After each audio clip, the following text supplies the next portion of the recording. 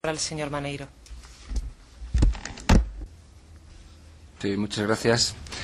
Muchas gracias, señora Lasa, por las explicaciones. Tengo que empezar diciendo que la comparecencia, la solicitud de comparecencia no ha sido inscrita en el registro por instancias extrañas, sino por dos dignos parlamentarios, especialmente uno de ellos que es víctima también del terrorismo.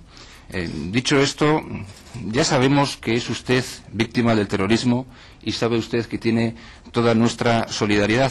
Sin embargo, como ustedes mismos suelen decir, las víctimas del terrorismo son diversas y tienen opiniones diferentes. Y en su caso no se presenta aquí como víctima del terrorismo, sino como directora de atención a las víctimas del terrorismo del Gobierno vasco. Es por eso que se solicita su comparecencia, como directora de atención a las víctimas del terrorismo del Gobierno vasco, no como víctima del terrorismo. Respecto a lo demás, tengo que insistir que efectivamente pedir generosidad a las víctimas del terrorismo, como tantas veces se ha hecho en Euskadi en los últimos 30 años, es una forma de chantaje moral. Y lo vuelvo a decir hoy aquí. No obstante, tomo nota y creo su afirmación de que usted no pidió generosidad a las víctimas del terrorismo. Pero creo que no está nada mal que usted diga esto también en sede parlamentaria y no solo a los medios de comunicación.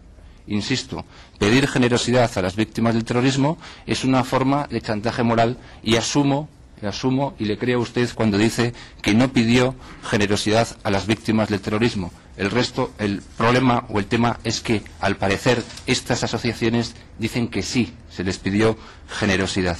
Quizás no fue literal la petición de generosidad, pero quizás ellos o ellas entendieron que se les pedía generosidad de alguna forma. Y es por esto que se pide la comparecencia y se aceptan también las explicaciones que usted ha dado. Además, creemos que es una grave equivocación y un grave error que ustedes digan, y lo vuelvan a decir hoy aquí, que sería una buena noticia que Sortu fuera legal, únicamente con la peregrina argumentación de que si fuese legal sería porque efectivamente cumplen la legalidad vigente. Habría que preguntarles a ustedes en este punto si piensan que Sortu ha roto fehacientemente con ETA, puesto que tienen capacidad suficiente para opinar que sería una buena noticia que Sortu fuera legal.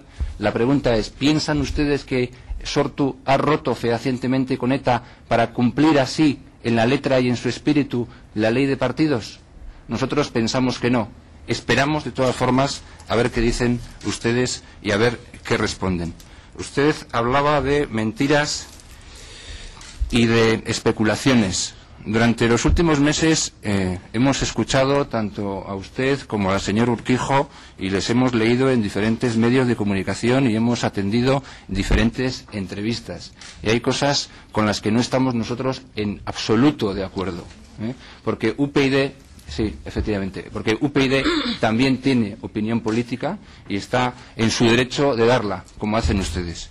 Y esto no son especulaciones, sino que son entrevistas escritas, entrevistas radiofónicas que ustedes han concedido, donde dicen una serie de cosas con las que nosotros no estamos en absoluto de acuerdo. Por ejemplo, cuando usted decía que no entendía la manifestación convocada por las víctimas del terrorismo en Madrid. Yo creo que es perfectamente entendible la convocatoria de esa manifestación. No se puede decir que esa manifestación pensaba o trataba de presionar a la justicia cuando ustedes mismos han venido diciendo que sería una buena noticia que Sortu fuera legal. Decir que Sortu fuera legal es una buena noticia, no es una forma de presionar a la justicia. Pero ha habido muchísimas más declaraciones realizadas por ustedes con las que UPyD no está de acuerdo. Y nosotros, mientras tengamos representación parlamentaria, lo vamos a seguir señalando. Por ejemplo, el señor Urquijo recientemente decía que igual es un error hablar del papel de las víctimas en ese proceso de final de violencia.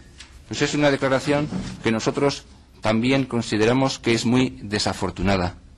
O cuando decía que en todo caso considero que hay dos maneras de tratar de forma desafortunada a las víctimas del terrorismo. Una es la utilización política partidaria de su sufrimiento y otra la ignorancia desde la consideración de que constituyen un estorbo en cualquier tipo de proceso de final de la violencia. También pienso que es una grave equivocación y sería interesante que el señor Urquijo nos explicara quién realiza una utilización política partidaria de las víctimas del terrorismo.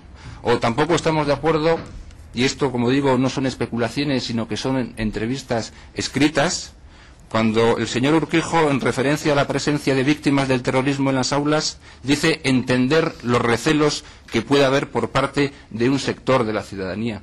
Tampoco estamos de acuerdo con esa afirmación. Yo creo que la presencia de las víctimas del terrorismo es perfectamente entendible por parte de la ciudadanía vasca, sobre todo cuando se hace o se quiere hacer el esfuerzo de explicar qué significa eso. Claro, cuando no se quiere hacer el esfuerzo de explicar qué significa eso, es entonces cuando se entiende que el señor Urquijo diga que entiende los recelos que puede haber por parte de un sector de la ciudadanía a que las víctimas del terrorismo estén en las aulas. Son, ya digo, no especulaciones, sino frases realizadas por ustedes a las que nosotros realizamos crítica política desde el respeto absoluto, pero crítica política, porque este es un Parlamento y para eso estamos, para discutir y hablar no solo de las otras víctimas de motivación política, sino también de estas otras. Y en este proceso supuestamente final del terrorismo hay que cuidar mucho las cosas que se dicen desde el gobierno vasco. Y tampoco estamos de acuerdo con el señor Urquijo, y ya digo que esto no son especulaciones, sino entrevistas escritas. Concretamente, todas estas afirmaciones vienen de únicamente 2 entrevistas, podría buscarse más, cuando califica las declaraciones de Fernando Savater, en las que dice que se ha divertido mucho luchando contra ETA, el señor Urquijo dice que es una frivolidad.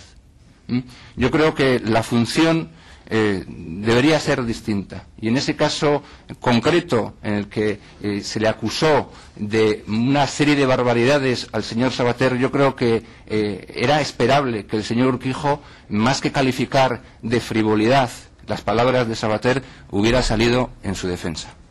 Muchas gracias.